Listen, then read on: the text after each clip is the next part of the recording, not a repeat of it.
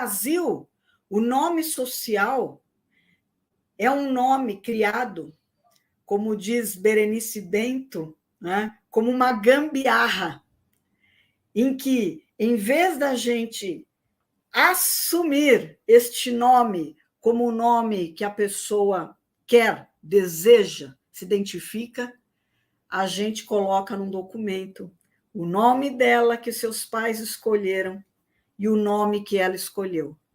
Mas lá na escola, lá no posto de saúde, lá no hospital, quem recebe essa pessoa, muitas vezes faz questão de chamá-las pelo nome do registro e não pelo seu nome social. Né? Todas essas mulheridades e feminilidades com quem eu conversei me contaram histórias, né, de professores e professoras que se recusavam a olhá-las, a vê-las, né, a chamá-las pelo nome que elas queriam ser chamadas, a debater a existência delas com elas. Né? Então, a Val me diz, eu coloquei o meu nome como Val para que ninguém, né, pudesse atribuir ao meu nome qualquer gênero, porque assim eu não passo a vergonha e o constrangimento de ter um nome, né, masculino. Val, Val. Né? A Luciele me diz, eu chego num posto de saúde com o meu 1,80 m, os meus cabelos negros e compridos, a minha roupa de mulher, porque é assim que culturalmente se chama a minha roupa, e a enfermeira, eu digo para a enfermeira, me chame de Luciele, risco com caneta neon, e a enfermeira chama o meu nome masculino. Né? E quando eu me levanto, todo mundo me vê pejorativamente, né? Me expõe negativamente. Vejam que essas mulheres, quando me contam as suas histórias, são generosas demais, porque elas me contam as suas histórias, não porque eu, Marta Rovai, estou fazendo uma metodologia de história oral para escrever um livro, ou uma tese, ou uma dissertação, ou para criar um projeto. Elas me contam as suas histórias, porque elas também me olham, porque elas também me veem, e porque elas esperam de mim que eu, como pessoa da universidade, crie caminhos junto com elas, para que as suas vozes ecoem, se ampliem. Quando eu chego aqui para conversar com vocês, eu não acredito em nenhum momento que qualquer um de nós esteja dando a elas voz, presença, né? Elas têm as suas vozes e as suas presenças. O que elas exigem de nós é esta escuta que eu sempre chamo de escuta sensível, porque é uma escuta que nos rasga por dentro. Nos rasga por dentro porque é uma escuta com olhos de ver, com ouvidos de escuta, com alma. Né? Esta escuta sensível que tem que estar dentro da sala de aula, que tem que estar na universidade, que tem que estar na pesquisa, que tem que estar dentro de um consultório, de um hospital, de um escritório de advocacia. Né? Nós precisamos aprender a nos rasgar por dentro. A história oral não pode ser meramente uma metodologia que se encerra num livro, não é? Que se encerra numa tese. A história oral, ela precisa ter este caráter público. Não é? E quando eu digo que ele tem que ter um caráter, ela tem que ter um caráter público, estamos falando aqui que nós temos que pensar nas consequências da nossa escuta, nas consequências do registro que nós fazemos destas histórias. Não é? Então, uma delas me diz assim, veja, vocês, cis, querem determinar para nós quando nós nos tornamos a transexual verdadeira. E quando vocês acham que a gente se torna a transexual verdadeira? Quando a gente faz a cirurgia de redesignação. quando a gente coloca prótese mamária, quando a gente tem cabelos compridos, né? Quando a gente se veste com roupas que vocês atribuem ao feminino, né? Vocês, pela lei, né, querem nos enquadrar naquilo que vocês acham que a gente tem que ser. E aí, o nome social vira gambiarra, porque, embora eu queira me chamar Luciele, vocês insistem em me chamar de João, não é? Porque eu não fiz a cirurgia? Ou porque vocês vão dizer sempre que eu serei homem, porque o olhar de vocês é um olhar biologizante, né? E não um olhar que respeita os sujeitos na sua integridade, na sua identidade, né? Nós precisamos, gente, começar a pensar nessas questões, né? O próprio nome, né, que não é o nome social, mas o nome retificado, né? Essas mulheridades com quem eu conversei, boa parte delas já fez o seu nome retificado. O nome retificado foi uma norma criada pelo Supremo Tribunal Federal para que elas tivessem, elas e eles, né, também os homens trans, tivessem o direito de alterar os seus documentos, que é um direito já existente a todas as pessoas cis, não é? A gente pode entrar com um processo para alterar o registro do nosso nome, tendo uma justificativa. A justificativa delas é a existência delas, né? Não deveria ser uma justificativa comprovada por documentos da saúde, do psicólogo, do psiquiatra, porque elas não são doentes, não é? A Luana diz assim para mim, a Luana diz, nós não somos doentes. Doentes são os transfóbicos. Doentes são as pessoas que criaram normas e, a partir das normas em que elas estão muito bem confortáveis, não é? Eu, como pessoa cisgênera e branca, eu não preciso bater na mesa e gritar pelo meu direito. Eu estou numa posição confortável. Com problemas, sim, eu sou uma mulher, eu continuo a viver numa sociedade patriarcal, sexista, né? Mas como mulher branca e cisgênera e hétero, eu tenho privilégios, né? Estas mulheridades todas precisam bater na mesa, precisam ir para a briga, não é? E nos chamam para a parceria, nos chamam para as alianças políticas, não porque nós, né, seremos os salvadores e salvadoras delas, mas porque elas precisam de parceiros. E quando eu digo parceiros, nós temos que ser parceiras dessas pessoas na escola, na universidade, né? A gente tem que não falar apenas sobre elas, mas estar com elas, problematizar porque elas não estão naquele lugar, né? Berenice Bento diz, a evasão de pessoas trans da escola não é uma evasão, é uma expulsão, é uma exclusão que a escola precisa discutir.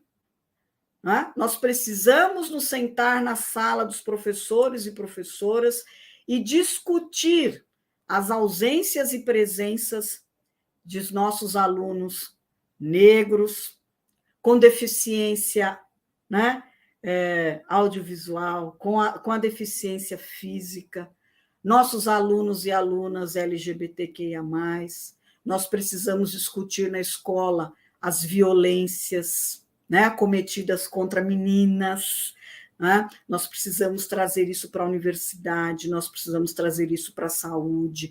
Atender uma mulher ou um homem trans é o mesmo que atender uma pessoa cis num posto de saúde, num consultório médico, né? Na ginecologia, é o mesmo que tratar uma mulher lésbica de uma mulher hétero. Né? As mulheres negras têm sido tratadas da mesma forma como parturientes. O acompanhamento das mulheres grávidas negras no Brasil são os mesmos das mulheres brancas. As mulheres pobres da periferia têm tido o mesmo tratamento. Né? Se elas tivessem o mesmo tratamento, a gente não diria que no Brasil as mulheres, as mulheridades que mais morrem são mulheres trans, travestis e negras.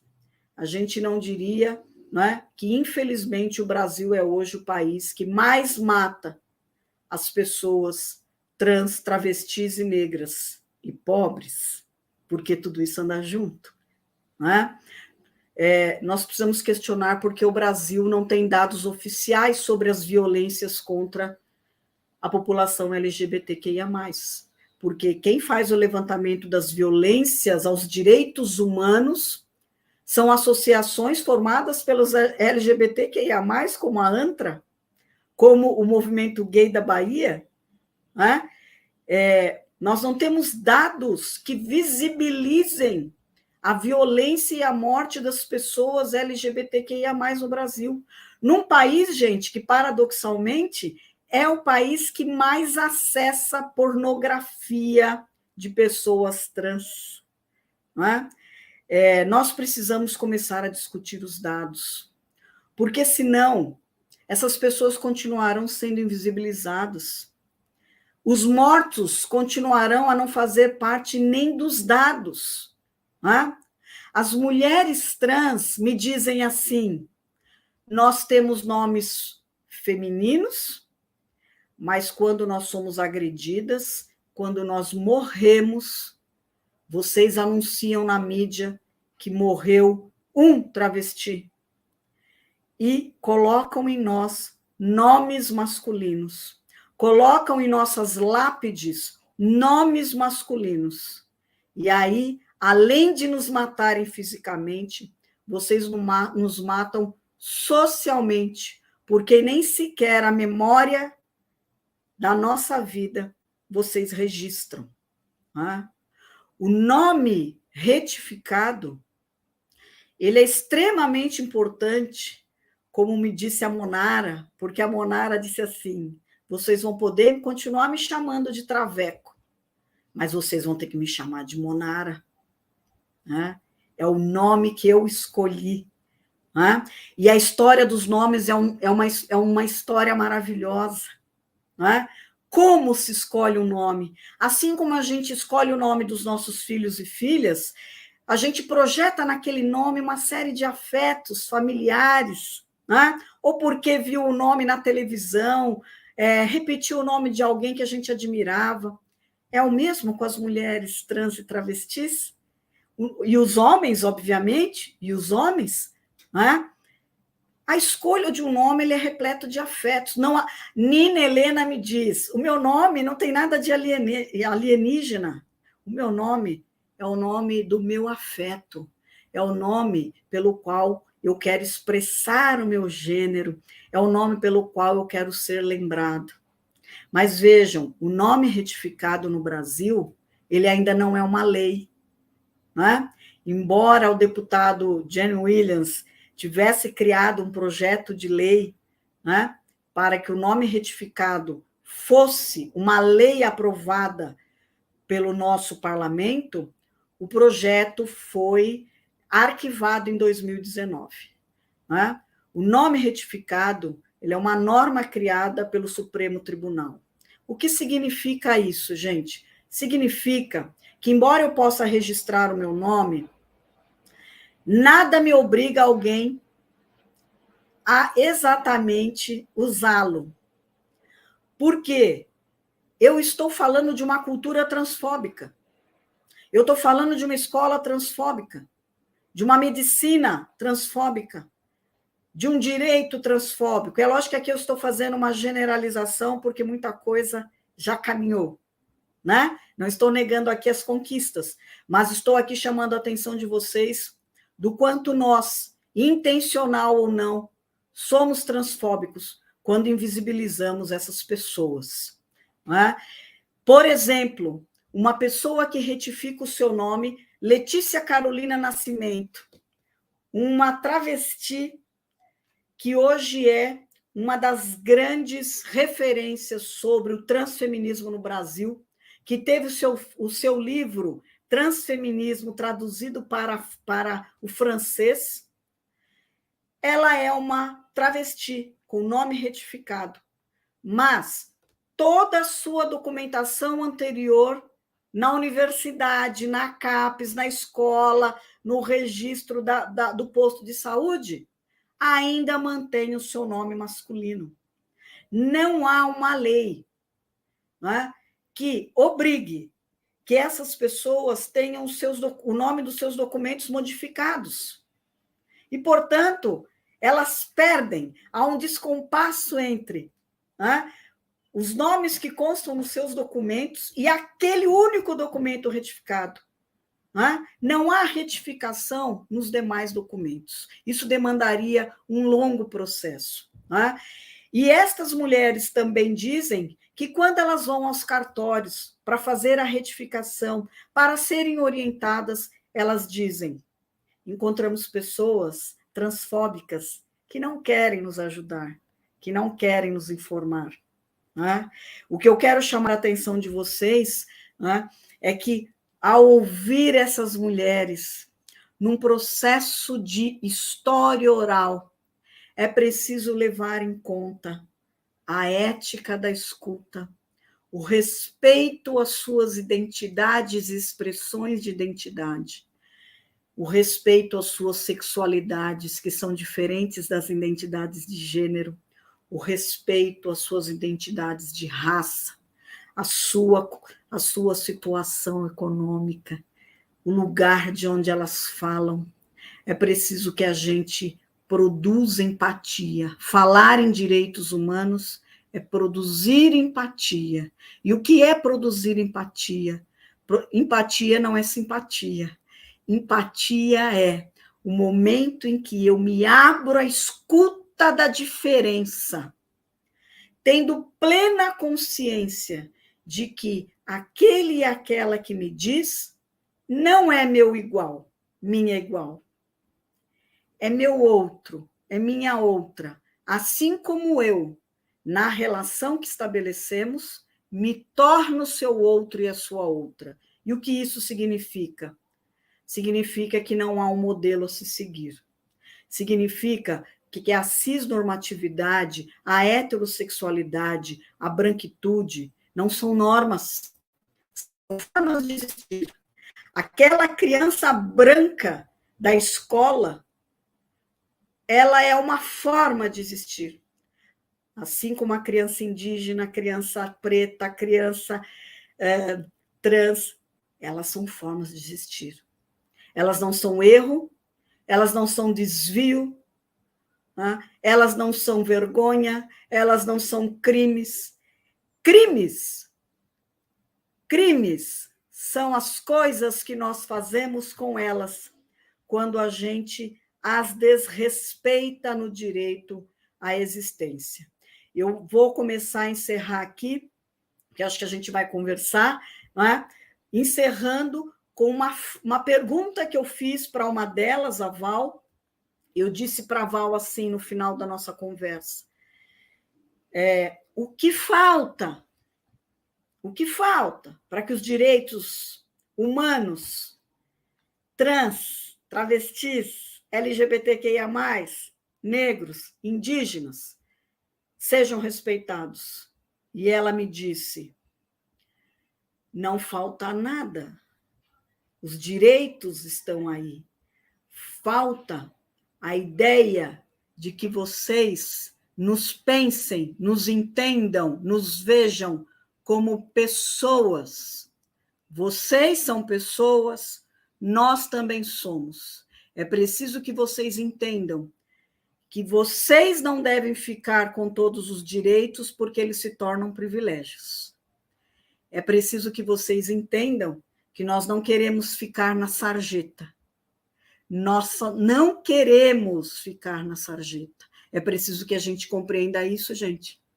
Os nossos alunos e alunas, as pessoas que a gente atende, as pessoas com quem a gente conversa, elas não nasceram para estar nas sarjetas, para serem humilhadas, para serem machucadas, assassinadas.